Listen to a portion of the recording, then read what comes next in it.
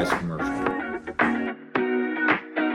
So, looking for office space is very challenging in this market with not having any guidance, tools, or feedback on what exactly you're going to need. Whether this is your first office space or expanding into a floor plate, this video is for you. So what we're going to do here in today's video, we're going to talk about what we call our Office Space Worksheet Assessment. And this is going to get us step by step exactly where we need to be when it comes to looking for office space. So you might be working out of your home, you might be working in a co-working space, or you've just hit a ceiling where your employees and your clients alike meet and do business, and you just really don't know what exactly to do here when it comes to expanding the office space that you operate in. So today, we're going to go through multiple steps on how to get to that process to get the ideal office space for you. So if you want to see a full and comprehensive line by line item, check out the video below and you will get a link for that PDF. So let's get started. Step number one, we need to understand your current office usage. Sounds very simple and straightforward, but really if you haven't looked at this with you and your team, you really just don't know how you guys are operating. You guys are in your office every single day, heads down, doing the business. I get it. This is not something that you're looking at every day, but how you guys are interacting in your office, interacting in your conference rooms, your common areas, even the amenities that are surrounding your building and within your building, this is something you need to think about when it comes to the current usage of your suite. So start by assessing your total square footage. Are you using all of it? Are some areas actually empty? Are you guys bursting at the seams? You really don't know what to do. And how is that going to be allocated in a future suite? So for instance, I was helping an alternative health practitioner, acupuncturist, that was operating with another doctor in 1,000 square feet. But after assessing the conversation we had with him in our initial consultation, it seemed that he was going to be going out on his own and he's going to really need a lot of square footage over his initial 3-year term, but he really doesn't know how that's going to play out. His current team of 3 was already utilizing a couple suites, but he was going to expand this with subletting his future square footage. So his team of 3 was already needing about a couple offices, but with the current suites that we were assessing, he would need to dramatically need to grow in his future suite. So we need to have that taken into account. So are we going to be able to subdivide some of the offices that would work so he doesn't have to have total square footage be a lot bigger in his initial lease term? So this is where we're going to utilize this current space that would be in his future suite. So saves him money and this really makes him more efficient.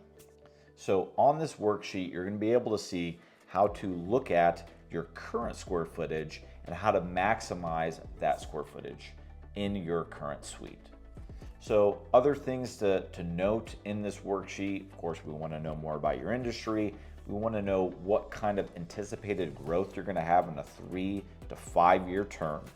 And then also talk about how many employees you think you're going to be able to bring on in this time frame. This is vitally important on how you're going to utilize the suite.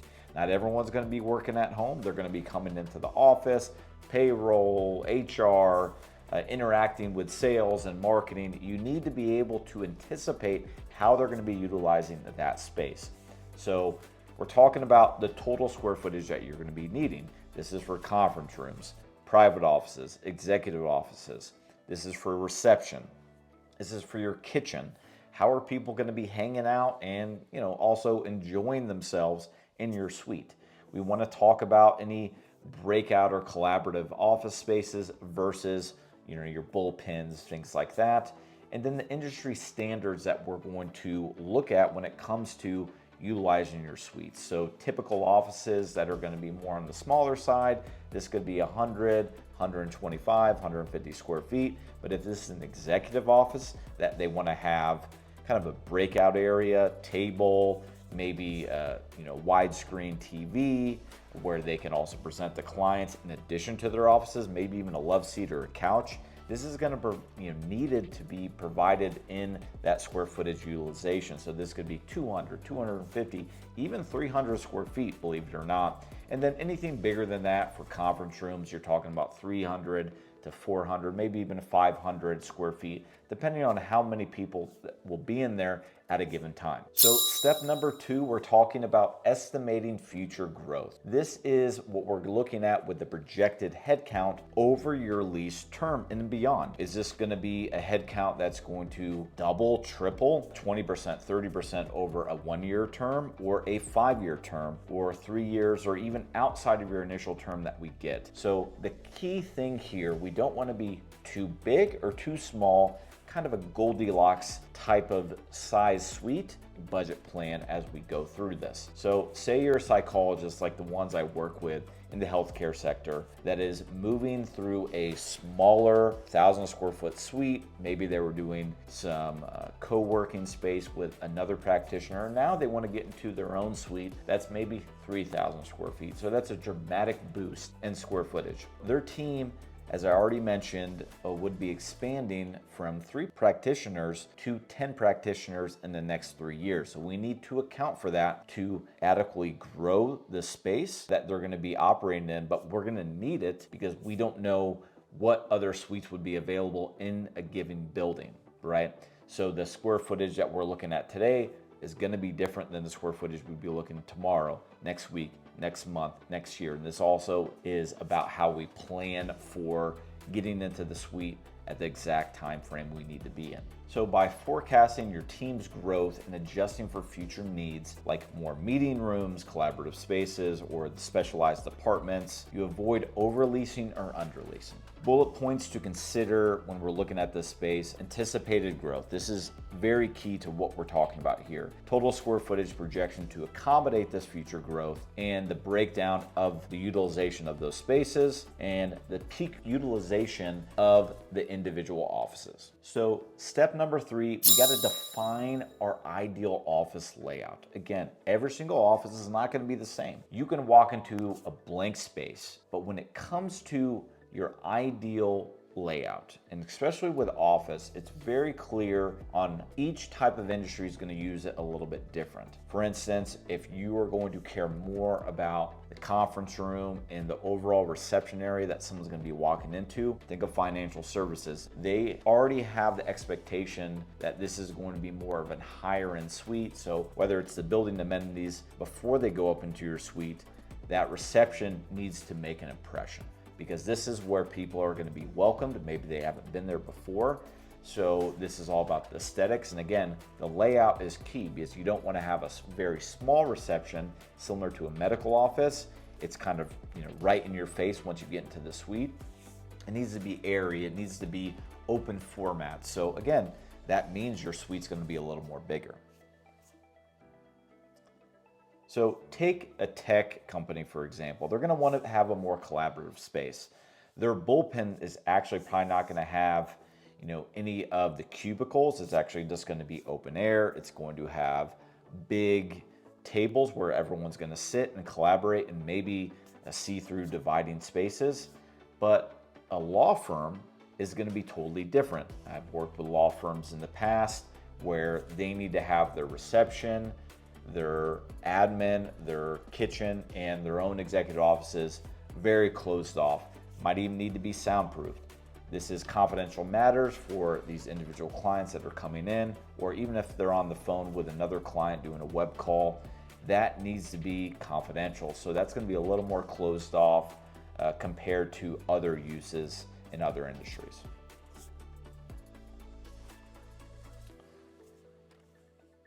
So whether you're a small tech startup that wants to be more collaborative, you're a healthcare clinic, or a law firm that wants to care about more confidentiality concerns, this is all key on the satisfaction of not only your employees, but the tenants. Whether you're a small tech startup, a law firm, or a healthcare practice, your needs are going to be different on how your workplace preferences are going to be utilized. Privacy, collaboration, and this is all going to make sense when you fill out this worksheet. So step number 4 is identify special requirements. Again, this even goes deeper into the space utilization and your layout of your space.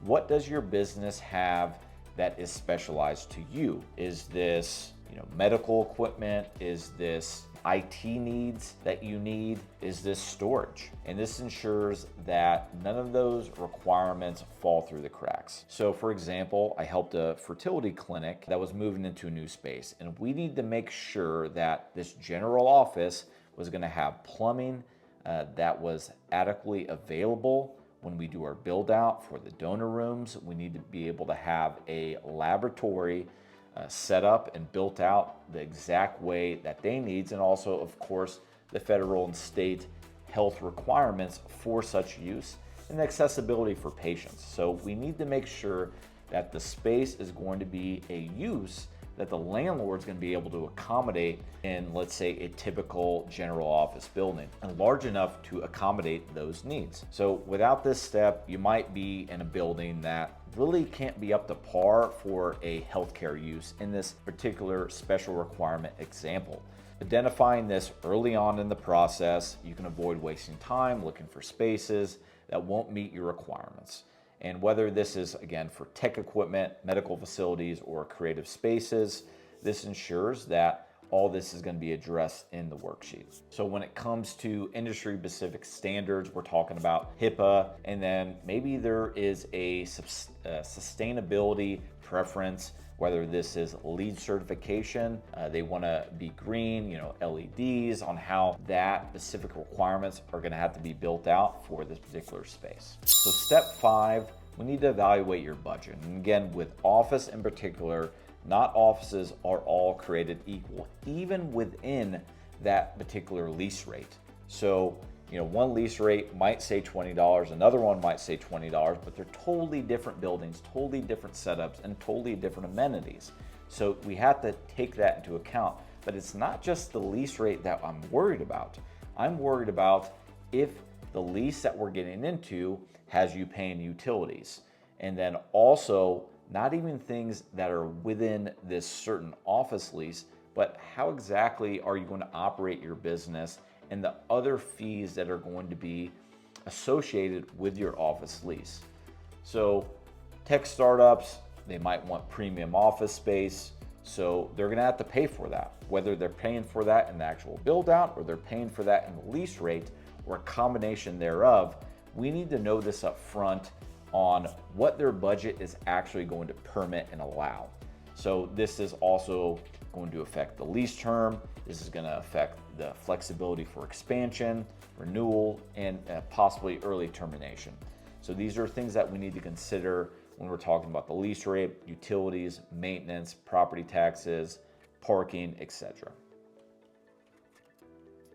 And then finally, we have step 6, and we need to actually review the physical location, the accessibility for your employees as well as your clientele.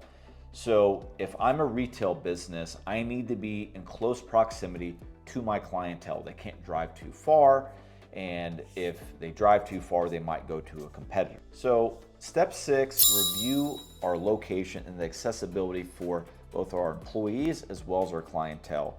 So your office space needs to be accessible for the people that are going to be coming there. And we want to make sure that isn't too far away from these respective groups. And this also calls into effect not just the physical location of the building, but the building amenities and also the location amenities. If they're going to be going to lunch, they want to be close by where a restaurant will be able to accommodate them during their lunch break and they can come back and get to work again. They don't want to be driving too far away, and it really doesn't make sense, or the amenities and the options for food and beverage are just really not there. They're really lacking. And then that's also goes to effect with anything else that's going to be around there that are just better amenities for your employees, for example.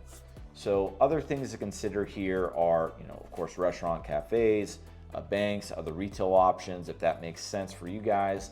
And really, when it comes to parking, some parking might be on site, it might be in a parking garage nearby, it might be paid, it might be free.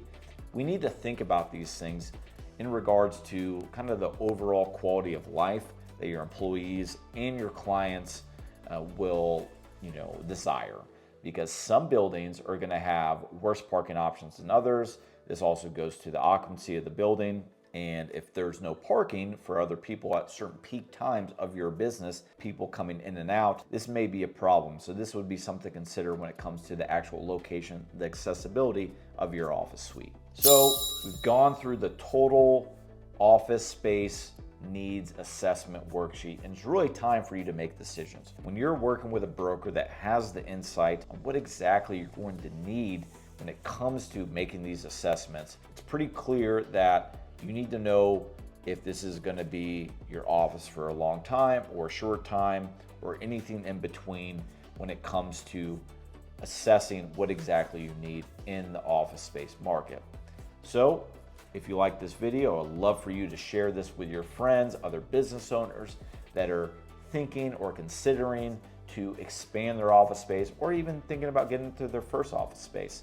I would love for you to share this information to the general business public.